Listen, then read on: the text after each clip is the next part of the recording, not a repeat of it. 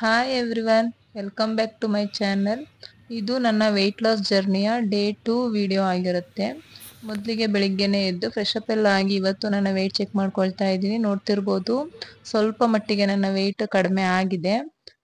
Check ಮಾಡ್ಕೊಂಡಿದ್ದೆಲ್ಲ ಆದಮೇಲೆ ಇವತ್ತು ಒಂದು ಡಿಟಾಕ್ಸ್ ಟೀನ ಮಾಡ್ಕೊಳ್ಳೋಣ ಅಂತ ಹೇಳ್ಬಿಟ್ಟು ರೆಡಿ ಮಾಡ್ಕೊಳ್ತಾ ಇದ್ದೀನಿ. ಇದನ್ನ ಮಾಡ್ಕೊಳ್ಳೋದಕ್ಕೆ ಸ್ವಲ್ಪ ನೀರನ್ನ ಹಾಕೊಂಡು ಅದಕ್ಕೆ 1 ಸ್ಪೂನ್ ಆಗುವಷ್ಟು ಸೋಂಪು ಮತ್ತೆ 1 ಸ್ಪೂನ್ ಜೀರಿಗೆ ಮತ್ತೆ 1 ಸ್ಪೂನ್ ಅಜ್ವೈನ್ ಅಂದ್ರೆ ಓಂ ಕಾಳು ಇಷ್ಟನ್ನು ಹಾಕಿ ಚೆನ್ನಾಗಿ ಮಿಕ್ಸ್ ಮಾಡಿಕೊಂಡು ಮತ್ತೆ ಇದಕ್ಕೆ ಇನ್ನೊಂದು ಪೀಸ್ ಅಷ್ಟು ಚಕ್ಕೆನ ಹಾಕೊಳ್ತಾ ಇದ್ದೀನಿ. ಇದೆಲ್ಲವನ್ನು ಒಂದು ಅರ್ಧದಷ್ಟು ನೀರು ಅರ್ಧ ಭಾಗ ಆಗುವಷ್ಟು ಚೆನ್ನಾಗಿ ಕುದಿಬೇಕು. ಇದು ಇವಾಗ ಕುದ್ದಿದ್ದಾಗಿದೆ. ಇದಾದ್ಮೇಲೆ ಇದನ್ನ ಒಂದು ಗ್ಲಾಸ್ಗೆ ಸರ್ವ್ ಮಾಡಿಕೊಂಡು ಇದಕ್ಕೆ ಸ್ವಲ್ಪ ನಿಂಬೆಹಣ್ಣಿನ ರಸನ ಹಾಕೊಂಡು ಮಿಕ್ಸ್ ಮಾಡಿಕೊಂಡು ತಗೊಳ್ತೀನಿ. ಇದರಿಂದ ನಮಗೆ ಡೈಜೆಷನ್ ಚೆನ್ನಾಗಿ ಆಗುತ್ತೆ ಮತ್ತು ನಮ್ಮ ಬೆಳ್ಳಿ ಫ್ಯಾಟ್ ಏನಿದೆ ಅದು ರೆಡ್ಯೂಸ್ ಆಗ್ತಾ ಬರುತ್ತೆ. ಈ ಜೀರಿಗೆ ಮತ್ತು ಸೋಂಪಿಂದು ನೀರು ಏನಿದೆ ಇದು ಹೆಚ್ಚಿನ ಕ್ಯಾಲೋರಿನ ಬರ್ನ್ ಮಾಡೋದಕ್ಕೆ ಇದು ಹೆಲ್ಪ್ ಮಾಡುತ್ತೆ. ಈ ರೀತಿ ಡಿಟಾಕ್ಸ್ ಜ್ಯೂಸ್ ಅಥವಾ ಈ ರೀತಿ ನೀರನ್ನ ನಾವು ಕುಡ್ದಿದ್ದಾದ್ಮೇಲೆ 2 ಅವರ್ ನಮ್ಮ ಬ್ರೇಕ್ಫಾಸ್ಟ್ಗೆ ನಾವು ಗ್ಯಾಪ್ ಕೊಡಬೇಕಾಗತ್ತೆ. ಇವಾಗಿಲ್ಲಿ ಬ್ರೇಕ್ಫಾಸ್ಟ್ಗೆ ಅಂದರೆ ತಿಂಡಿಗೆ ಒಂದು ಇದಿಷ್ಟನ್ನು ಬಳಸ್ಕೊಂಡು ಒಂದು ಸ್ಮೂದಿ ಮಾಡ್ಕೊಳ್ತಾ ಇದ್ದೀನಿ. ಒಂದು ಬಾಳೆಹಣ್ಣು ತೊಗೊಂಡಿದ್ದೀನಿ, ಒಂದು ಅರ್ಧ ಆ್ಯಪಲ್ಲು, ಒಂದು 2 ಸ್ಪೂನ್ ಆಗೋಷ್ಟು ಓಟ್ಸು, ಮತ್ತಿಲ್ಲಿ ಡ್ರೈ ಫ್ರೂಟ್ಸು ಅದೇ ಒಂದು 4 ಬಾದಾಮಿ, ಒಂದು 4 ಗೋಡಂಬಿ, ಸ್ವಲ್ಪ ದ್ರಾಕ್ಷಿ, 1-2 ಡೇಟ್ಸ್ ಮತ್ತಿದು ಅಗಸೆ ಬೀಜ. ಇದಿಷ್ಟನ್ನು ಬಳಸ್ಕೊಂಡು ಇವಾಗ ಒಂದು ಸ್ಮೂದಿ ಮಾಡ್ಕೊಳ್ತೀನಿ. ಈ ಸ್ಮೂದಿನ ಮಾಡೋದಕ್ಕೆ ಒಂದು ಜಾರ್ ತೊಗೊಂಡ್ಬಿಟ್ಟು ಅದರೊಳಗಡೆ ತೊಗೊಂಡಿರೋವಂತಹ ಡ್ರೈ ಫ್ರೂಟ್ಸು ಮತ್ತು ಅಗಸೆ ಬೀಜ, 2 ಸ್ಪೂನ್ ಆಗುವಷ್ಟು ಓಟ್ಸ್ ಮತ್ತು ಕಟ್ ಮಾಡ್ಕೊಂಡಿರೋ ಆ್ಯಪಲ್ ಮತ್ತು ಬನಾನನ ಸೇರಿಸ್ಕೊಳ್ತಾ ಇದ್ದೀನಿ. ಇದಿಷ್ಟನ್ನು ಹಾಕ್ಕೊಂಡಿದ್ದಾದಮೇಲೆ ಇದಕ್ಕೆ ಒಂದು 1/4 ಸ್ಪೂನಷ್ಟು ಚಕ್ಕೆ ಪುಡಿನ ಹಾಕ್ಕೊಳ್ತಾ ಇದ್ದೀನಿ. ಈ ಚಕ್ಕೆ ಪುಡಿ ಈ ಒಂದು ಸ್ಮೂದಿಗೆ ಒಂದು ಡಿಫ್ರೆಂಟ್ ಫ್ಲೇವರ್ನ ಕೊಡುತ್ತೆ. ಜೊತೆಗೆ ಚಕ್ಕೆ ಪುಡಿ ನಮ್ಮ ವೆಯ್ಟ್ ಲಾಸ್ಗೂ ಕೂಡ ಇದು ಹೆಲ್ಪ್ ಮಾಡುತ್ತೆ. ಮತ್ತು ಇದಕ್ಕೆ ಒಂದು 2-3 ಸ್ಪೂನ್ ಆಗುವಷ್ಟು ಮೊಸರನ್ನ ಸೇರಿಸ್ಕೊಳ್ತಾ ಇದ್ದೀನಿ. ಇವಾಗ ಇದಕ್ಕೆ ಮೊಸರು ಇದ್ದಿದ್ದ ಬಟ್ಲಿಗೆನೆ ಒಂದು 1/4 ಭಾಗದಷ್ಟು ನೀರನ್ನ ಸೇರಿಸ್ಕೊಳ್ತಾ ಇದ್ದೀನಿ. ನೀವು ಬೇಕಿದ್ರೆ ಇಲ್ಲಿ ಹಾಲನ್ನು ಕೂಡ ಸೇರಿಸ್ಕೊಳ್ಬೋದು.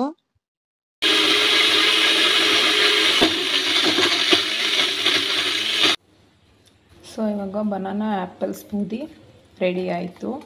ಇಷ್ಟೇ ಸಿಂಪಲ್ಲಾಗಿ ನಾವು ಟೈಮ್ ಇಲ್ಲ ನಮ್ಮ ಬ್ರೇಕ್ಫಾಸ್ಟ್ನ ನಾವು ಮಾಡ್ಕೊಳ್ಳೋದಕ್ಕೆ ಅಂದಾಗ ಈ ರೀತಿ ಸಿಂಪಲ್ಲಾಗಿ ನಮ್ಮ ಬ್ರೇಕ್ಫಾಸ್ಟ್ನ ನಾವು ಮುಗಿಸ್ಕೊಳ್ಬೋದು. ಈ ಡಯಟ್ ಟೈಮಲ್ಲಿ ತುಂಬಾ ರುಚಿಯಾಗಿ ಬರುತ್ತೆ ಮತ್ತು ಹೊಟ್ಟೆ ಕೂಡ ತುಂಬುತ್ತೆ, ಹಸಿವಾಗಲ್ಲ.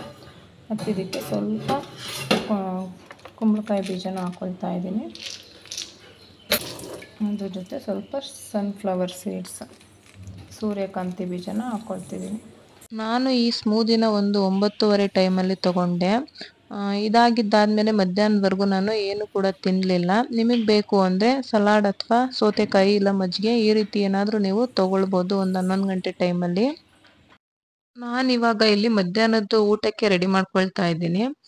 ನಿನ್ನೆ ನಾನು ಈ ಒಂದು ಜರ್ನಿನ 10 ಡೇಸ್ ವೆಯ್ಟ್ ಲಾಸ್ ಚಾಲೆಂಜ್ ಅಂತ ಹೇಳಿದ್ದೆ. ಆದರೆ ನನಗೆ ನೆಕ್ಸ್ಟ್ ವೀಕಲ್ಲಿ 1-2 ದಿನ ಊರಿಗೆ ಹೋಗೋದಿರುತ್ತೆ. ಹಾಗಾಗಿ ಅಲ್ಲಿ ಹೋದಾಗ ಮತ್ತೆ ಮಧ್ಯದಲ್ಲಿ ಗ್ಯಾಪ್ ಆಗಿಬಿಡುತ್ತೆ ಅಂತ ಹೇಳ್ಬಿಟ್ಟು 7 ಡೇಸ್ಗೆ ಸ್ಟಾಪ್ ಮಾಡಿಬಿಡೋಣ ಅಂತ ಹೇಳ್ಬಿಟ್ಟು 7 ಡೇಸ್ ವೆಯ್ಟ್ ಲಾಸ್ ಚಾಲೆಂಜ್ನ ನಾನು ತೊಗೊಂಡಿದ್ದೀನಿ. ನಾವು ಈ ರೀತಿ ಡಯಟ್ಗಳನ್ನ ಮಾಡಬೇಕಾದ್ರೆ ನಾವು ಅಂದ್ಕೊಂಡಿದ್ದ ಹಾಗೇನೆ ನಮಗೆ ರಿಸಲ್ಟ್ ಬರಬೇಕು ಅಂತ ಅಂದಾಗ ನಾವು ಒಂದಷ್ಟು ರೂಲ್ಸ್ಗಳನ್ನ ನಾವು ಫಾಲೋ ಮಾಡಬೇಕಾಗತ್ತೆ.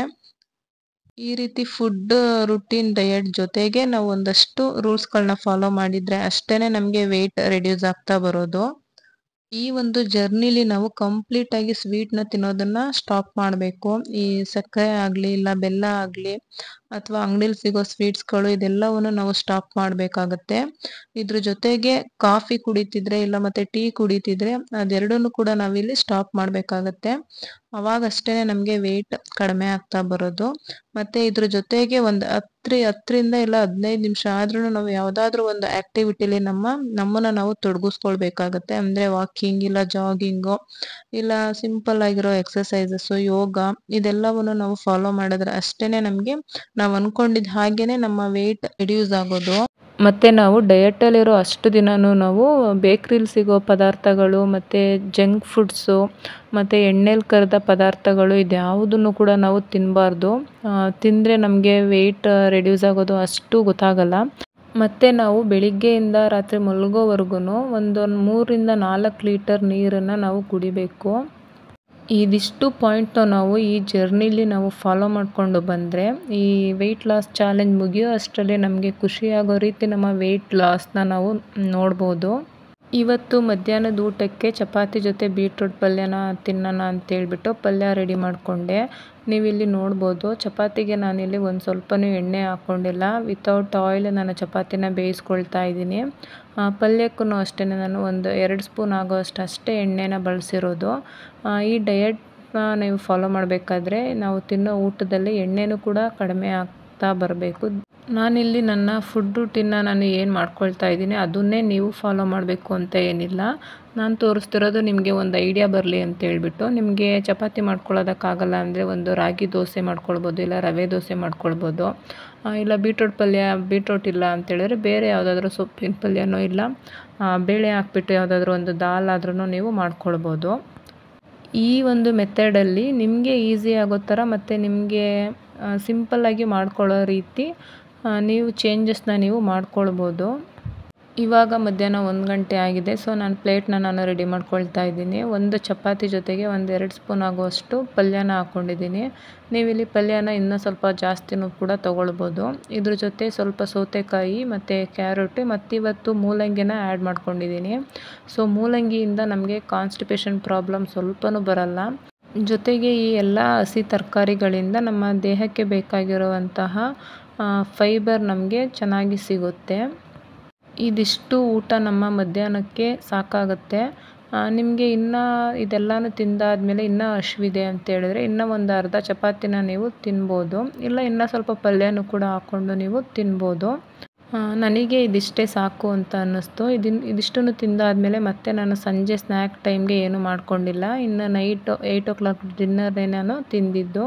ಮತ್ತು ಇವತ್ತು ನಾನು ಒಂದು 5 ಗಂಟೆ ಟೈಮಲ್ಲಿ ಒಂದು 20 ನಿಮಿಷ ಸಿಂಪಲ್ ವರ್ಕೌಟ್ ಎಕ್ಸಸೈಸ್ನ ನಾನು ಮಾಡಿದ್ದೀನಿ ಇವತ್ತು. ಇವಾಗ ಇಲ್ಲಿ ನಾನು ರಾತ್ರಿ ಊಟಕ್ಕೆ ಅಂತೇಳ್ಬಿಟ್ಟು ಒಂದು ಸೂಪ್ ಮಾಡ್ಕೊಳ್ಳೋಣ ಅಂತ ಮಾಡ್ಕೊಳ್ತಾ ಇದ್ದೀನಿ. ಅದಕ್ಕಿಲ್ಲಿ ಸ್ವಲ್ಪ ಕ್ಯಾರೆಟು ಮತ್ತು ಬೀನ್ಸ್ನ ಸಣ್ಣದಾಗಿ ಕಟ್ ಮಾಡ್ಕೊಂಡಿದ್ದೀನಿ. ಅದಾದ ನಂತರ ಇಲ್ಲಿ ಒಂದು ಬಾಣಲಿಗೆ ಒಂದೇ ಒಂದು ಸ್ಪೂನ್ ಆಗೋಷ್ಟು ಎಣ್ಣೆ ಹಾಕ್ಕೊಂಡು ಸ್ವಲ್ಪ ಜೀರಿಗೆ ಸಿಡ್ದಾಗಿದ್ದಾದಮೇಲೆ ಕಟ್ ಮಾಡ್ಕೊಂಡಿರೋ ಕ್ಯಾರೆಟ್ ಮತ್ತು ಬೀನ್ಸ್ನ ಹಾಕ್ಕೊಂಡು ಚೆನ್ನಾಗಿ ಫ್ರೈ ಮಾಡ್ಕೊಳ್ತಾ ಇದ್ದೀನಿ. ಇದು ಬೇಯೋದಕ್ಕೋಸ್ಕರ ಸ್ವಲ್ಪ ಉಪ್ಪನ್ನ ಹಾಕ್ಕೊಂಡು ಇನ್ನೊಂದು ಸಾರಿ ಇದನ್ನು ಚೆನ್ನಾಗಿ ಫ್ರೈ ಮಾಡ್ಕೊಳ್ತಾ ಇದ್ದೀನಿ. ಇದು ಸ್ವಲ್ಪ ಸಾಫ್ಟ್ ಆಗೋ ಅಷ್ಟರಲ್ಲಿ ಇಲ್ಲಿ ಒಂದು ಬೌಲ್ಗೆ ಒಂದು 2 ಸ್ಪೂನ್ ಆಗೋಷ್ಟು ರಾಗಿ ಹಿಟ್ಟನ್ನ ತೊಗೊಂಡಿದ್ದೀನಿ. ಇದಕ್ಕೆ ಸ್ವಲ್ಪ ನೀರನ್ನ ಹಾಕಿ ಚೆನ್ನಾಗಿ ಮಿಕ್ಸ್ ಮಾಡ್ಕೊಳ್ತೀನಿ ಗಂಟು ಬರದೇ ಇರೋ ರೀತಿ. ಈ ಕಡೆ ರಾಗಿ ಹಿಟ್ಟನ್ನ ಮಿಕ್ಸ್ ಮಾಡ್ಕೊಳ್ಳೋ ಅಷ್ಟರಲ್ಲಿ ಇಲ್ಲಿ ತರಕಾರಿ ಕೂಡ ಒಂದು 3/4 ಭಾಗ ಅಷ್ಟು ಚೆನ್ನಾಗಿ ಬೆಂದಿತ್ತು. ಇದಕ್ಕೆ ತರಕಾರಿ ಫುಲ್ಲು ಸಾಫ್ಟ್ ಆಗಬೇಕು ಅಂತ ಏನಿಲ್ಲ, ಒಂದು ಅರ್ಧದಷ್ಟು ಇಲ್ಲ 3/4 ಭಾಗದಷ್ಟು ಬೆಂದಿದ್ರೆ ಸಾಕಾಗುತ್ತೆ. ಈ ಸೂಪ್ ಕುಡಿಬೇಕಾದ್ರೆ ತರಕಾರಿಗಳು ನಮಗೆ ಕ್ರಂಚಿಯಾಗಿ ಸಿಕ್ಕರೆ ಈ ಸೂಪ್ ಕುಡಿಯೋಕ್ಕೆ ಚೆನ್ನಾಗಿರೋದು. ಇವಾಗ ಇದಕ್ಕೆ ನಮಗೆ ಸೂಪ್ ಎಷ್ಟು ಬೇಕೋ ಅಷ್ಟು ನೀರನ್ನ ನಾನಿಲ್ಲಿ ಹಾಕ್ಕೊಳ್ತಾ ಇದ್ದೀನಿ. ರುಚಿಗೆ ಬೇಕಾದಷ್ಟು ಉಪ್ಪು ಮತ್ತು ಖಾರಕ್ಕೆ ಸ್ವಲ್ಪ ಚಿಲ್ಲಿ ಪೌಡರು ಮತ್ತು ಒಂದು 1/4 ಸ್ಪೂನಷ್ಟು ಗರಂ ಮಸಾಲ ಇಷ್ಟನ್ನು ಹಾಕ್ಕೊಂಡು ಒಂದು ಸಾರಿ ಚೆನ್ನಾಗಿ ಮಿಕ್ಸ್ ಮಾಡಿಕೊಂಡು ಇದು ಒಂದು ಕುದಿ ಬಂದಾದಮೇಲೆ ಆವಾಗಲೇ ರೆಡಿ ಮಾಡಿ ಇಟ್ಕೊಂಡಿರುವಂತಹ ಒಂದು ರಾಗಿ ಹಸಿಟ್ಟು ಮಿಕ್ಸರ್ ಏನಿತ್ತು ಅದನ್ನು ಇದರೊಳಗಡೆ ಸೇರಿಸ್ಕೊಳ್ತಾ ಇದ್ದೀನಿ. ಇವಾಗ ಇದು ಹಾಕಿದ ಕೂಡಲೇ ಇದು ಸ್ವಲ್ಪ ಗಟ್ಟಿಯಾಗುತ್ತೆ. ಸೊ ಹಂಗಾಗಿ ಇದಕ್ಕೆ ಇನ್ನೊಂದು ಸ್ವಲ್ಪ ನೀರನ್ನ ಹಾಕ್ಕೊಂಡು ನಮಗೆ ಸೂಪ್ ಯಾವ ಕನ್ಸಿಸ್ಟೆನ್ಸಿಗೆ ಬೇಕು ಅದಕ್ಕೆ ನಾವು ಇದನ್ನು ರೆಡಿ ಮಾಡಿಕೊಂಡು ಒಂದು 5 ನಿಮಿಷ ಇದನ್ನು ಚೆನ್ನಾಗಿ ಬೇಯಿಸ್ಕೊಂಡ್ರೆ ಈ ಹೆಲ್ದಿಯಾಗಿರುವಂತಹ ರಾಗಿ ಸೂಪ್ ರೆಡಿ ಆಗುತ್ತೆ. ನಾನಿವತ್ತು ರಾತ್ರಿ ಊಟಕ್ಕೆ 1 ಬೌಲ್ ಅಷ್ಟು ರಾಗಿ ಸೂಪನ್ನ ತೊಗೊಂಡು ಇದ್ರ ಜೊತೆ ಒಂದು ಪ್ಲೇನ್ ಆಮ್ಲೆಟ್ನ ನಾನು ಮಾಡ್ಕೊಂಡಿದ್ದೀನಿ. ಇದಿಷ್ಟು ಸಾಕಾಗುತ್ತೆ. ಆದಷ್ಟು ನಾವು ರಾತ್ರಿ ಊಟಕ್ಕೆ ಲೈಟಾಗೇ ತಿನ್ನಬೇಕು. ನಾನಿವತ್ತು 9:30 ಅಷ್ಟರಲ್ಲಿ ನನ್ನ ರಾತ್ರಿ ಊಟನ ನಾನು ಮುಗಿಸ್ಕೊಂಡಿದ್ದೀನಿ. ಇದಿಷ್ಟು ನನ್ನ 2ನೇ ದಿನದ ವೆಯ್ಟ್ ಲಾಸ್ ಜರ್ನಿಯ ಫುಡ್ ರೂಟೀನ್ ಅಂತಲೇ ಹೇಳ್ಬೋದು.